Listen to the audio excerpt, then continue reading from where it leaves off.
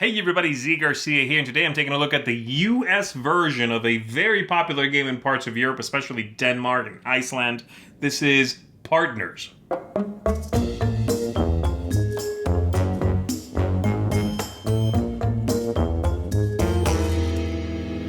Partners here is basically a Pachisi variant, okay? It's that style of game, much like Pachisi, Sorry. You could say, there's dog, right? Partners is very much in that style. You are going to be moving your pawns around a circle, trying to make it home. In this one, you have a partner, and it's all driven by cards. There's no dice in this one. You're playing cards. And you are eventually, even if you are done, you then help your partner try to make it in and win the game together, okay? We're going to go ahead and take a look at it. In case you've never heard of it, it's possible. This is kind of a... I guess you could call it a modern classic in some parts of the world, but if you aren't familiar with it, let's go ahead and take a look at the overview, and then on the other side I'll tell you what I think of the game and what I think of this edition, again, which is meant to be the first USA edition of this. This was kickstarted some time ago. All right, here we go. To begin the game, you are going to be picking a partner. So in this case, I'll be yellow. My partner is blue. It's whoever is sitting across from you. That's your partner. You'll put your 4 pawns in the home space.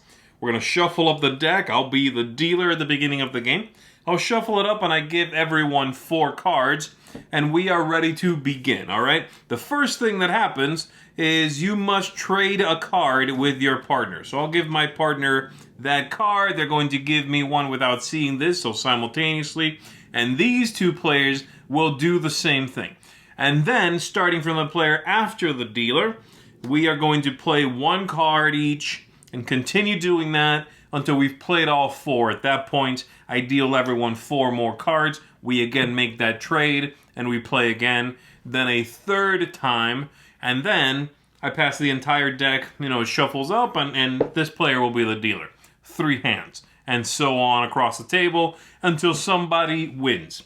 So, how do you win? Let's start there and work our way backwards, all right? Well, in the game, you have to have both players who are partners win, and the idea is that the pawns need to usually make it around the circle and make it into the home spaces, which must be filled in from the smallest circle to the largest. Once that is true for both partners, then we win the game, all right? So that's the idea. That's what we are attempting to do. Now, to begin, let's go ahead and take a look at my hand here, shall we? It's a very simple hand in this case. I have an entirely numerical hand, a 12, a 5, a 6, and a 10. Each of these would let you move 12 and 5 or 6 or 10 spaces, respectively, right? My opponent, let's see what they've got here. They've got a little more variety. So they've got a 9 and they have a 3, okay, but then they've got this card which has a heart. This is the kind of card you need to go into your starting area, out from home into your starting area, which is not a typical space. And going, in fact, if you were going from this spot here and continuing around, you would skip it, okay? I guess you would be going the other way, but you see what I mean. You would skip that space. But you need to get out of the home space and go onto it to begin moving. So you need that. And then the other one they've got here is either a heart or a 13. They can treat it however they want to. All right. So my opponent's going to hand me this card. They don't know if I have any beginning cards, and so they'll hand me that one. I don't. I'm going to give them that one just in case that they can get out, because I can't. They can use a 12. So I'll give them that. And then I look at this one. Oh, great. I got a heart. They must have had one to give, so now I know that. These 2 players here, we'll take a look at their hands. This player has a couple of hearts. He'll be passing one along, I'm sure. And then a 10, and then this is a 7. It shows a ×1. That means you can split up 7 steps among your pawns however you want to. Very versatile card. This other player here has a 2, a 5. This one's either a 1 or a 14. And then this one is -4. That's supposed to be moving backwards, that symbol. So with this card, you move yourself backwards 4. We'll see that in action in just a little bit. This player is going to pass that card to their partner. This player will give a heart up to that player so that they have one. And we are ready to begin. So we begin with this player will go around. On your turn, you play a card into the middle, and you do what you got to do. Now this player will go. They're doing the same thing. They're going to use this as a heart and go into that spot. This player will go, and they can get out. And then I will go, and I can do that. Look at that. Everybody was able to get a pawn out. Fantastic. Back to green. Green is going to play, green's going to play that 14. And so they go to 14, okay? And that's all they do. And now blue is going to play that 12 and move up to 12 around. This player will go, and this player is going to play. Now, this is tricky here, and it's a fantastic play if you can pull it off. This player is going to play this -4. They can move this backwards. 4. 1, 2, 3, 4. What that means is, unless they, get bounced back, which I'll talk about in a sec, or anything else goes wrong, they basically can now come in. So they could skip literally going around the entire thing if they manage to do that. And it sticks, okay? So they've done that. And now it's going to be me. I play this for 10. And back to green. Now, here's the thing you need to watch out for. A few things that might happen, okay? If a piece lands on another piece, it gets bounced back home. Back to the home area, okay? Unless that piece is protected by being, on a circle. Can't be touched there. Starting space, which other players are skipping over anyway. Or there are multiples there, like so. That's also protected for blue. I cannot bounce those back. Another thing to be careful of, to be mindful of, is if a player has any pieces in their starting space, another color cannot go past it. So blue would be stuck there waiting for red to get out of the way so that blue can start going. Red has to be mindful, though, because as soon as they start going, blue can chase them, and if they land on them, they get sent back home, okay? That's how that works. I'll give you an example of how something else like this 7 would work, just for the sake of explanation here. If green was going to play that and they have these two pieces out, they could go 1, 2, 3, 4, 5, 6, 7. Okay? They could do that however they want to. And there's one final kind of card you have not seen, and that is this one here, which I think you can tell what it does right from that image, but you can swap the places of 2 pawns. They don't even have to include your color. So I could play that and do that. And now blue, who's my partner, is behind the people that he might be able to capture. That could help out. I might save them that way from getting tossed back in. A couple of other things that are going to happen once you make it all the way back around. Let's say blue is there. They're going to play, let's see. Let's say they have a 5. And they're going to play a 5. A 5 would be perfect, actually. It's 1, 2, 3, 4, 5. That one's locked. It's in the exact spot it has to go. But, same scenario. If what they've got is a 6, they would go 1, 2, 3, 4, 5, 6. And so if you hit the back, you start moving back out again. Okay? And you, in fact, will move out of here if they play, say, a 10. 1, 2, 3, 4, 5, 6, 7, 8, 9, 10, and then attempt to go in again. So you have to land on the final open spot exactly. If you've got a situation like this, and I play a, let's say, 5 for the front piece here, it would go 1, 2, 3, 4, 5, locked. Okay? There you go. That's how that works. That should give you, I think, an overview of how everything goes. Clearly, very chaotic in many ways. Lots of jumping around and messing with each other and landing on, 1, 2, 3, landing on someone else and sending them all the way back home so that they have to start again. One final thing I want to mention is if your partner is completely done, then they're going to be playing for you on their turn.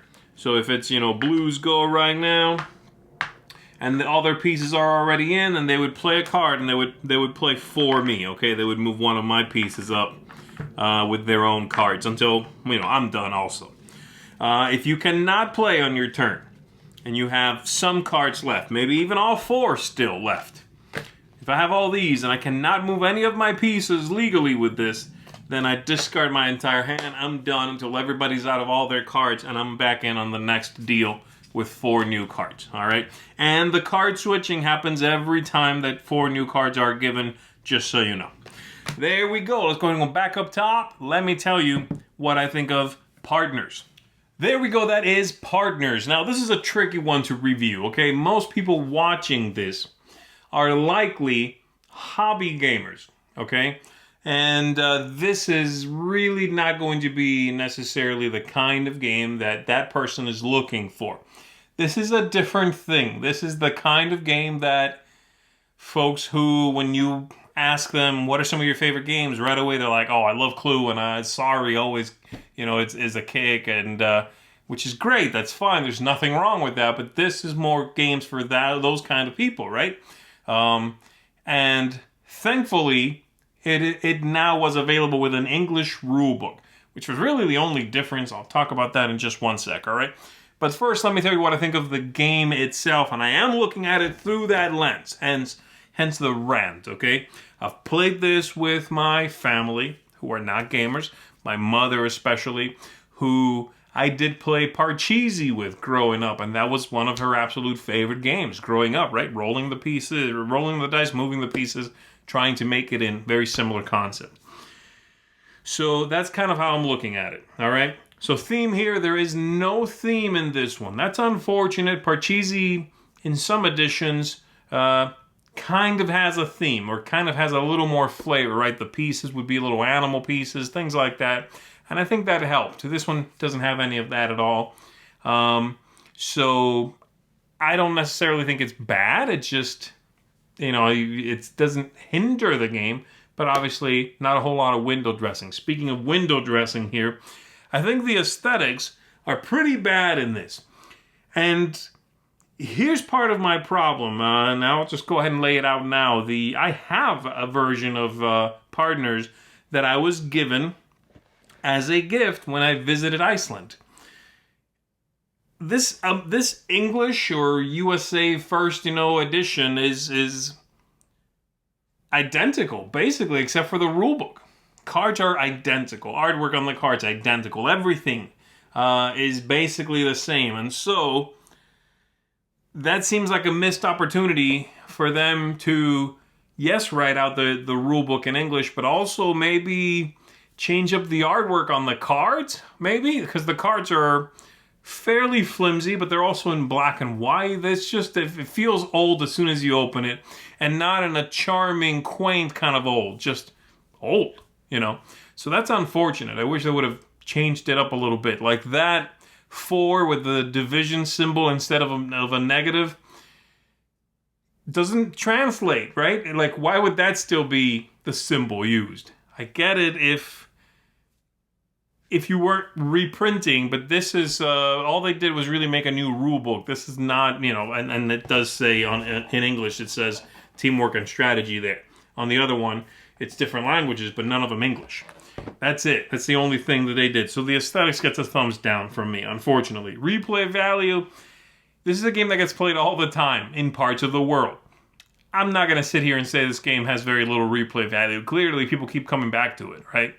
I don't think it's great, the replay value, but it does get played a lot. So there you go. That's not something I need to sit here and tell you about. It's been proven that it gets played a lot. The game arc.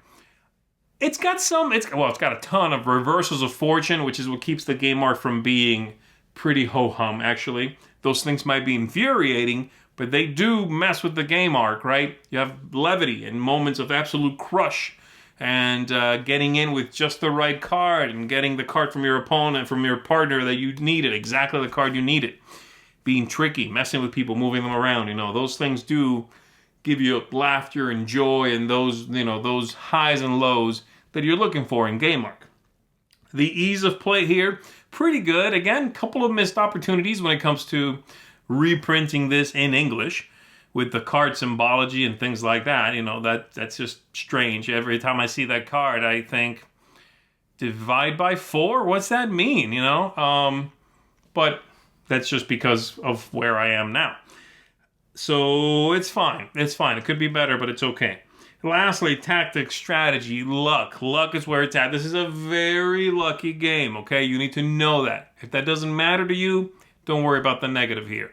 I think it's pretty lucky. It's extremely... You saw it. Like, you could come out of the gate, back up 4 steps, boom, and you're done with 1/4 of the game. Yeah, you got to have the cards you need, but it could happen. And that's a leg up on everybody immediately, right? Those things could happen. That's just how it goes. The game is not so short that doesn't have an impact. You know what I mean? If a game was 15 minutes and it was that swingy, I'd be like, yeah, all right, whatever. It's 15 minutes. It's not that short. This is like an hour game. So there you go. Overall, this game gets, from me, because, again, I would normally rate it fairly low. This would be like a 4, okay? I played with my family. They enjoy it, but they don't bring it to it those lenses that I have on of like, well, you know, the mechanisms, you know, and in this game. So it's a 5. It's an average game, all right? They enjoy it all right. I enjoy it all right when I'm playing in that setting. And I think if you are someone who wants to check out a cool Pachisi variant that's card-driven, I like that, you're going to enjoy this too. I just think it's unfortunate, and I would love to rate this higher, if they had taken the trouble to not just hit the reprint button and stick an English rulebook in there, but actually do something to it so that it's not an identical version of it. They could have literally just sold me the rulebook, you know? There you go. That's what I think of it. 5 out of 10. And that's going to do it for me on this one, everybody. My name is Zee Garcia. I thank you, and I will see you on the next one.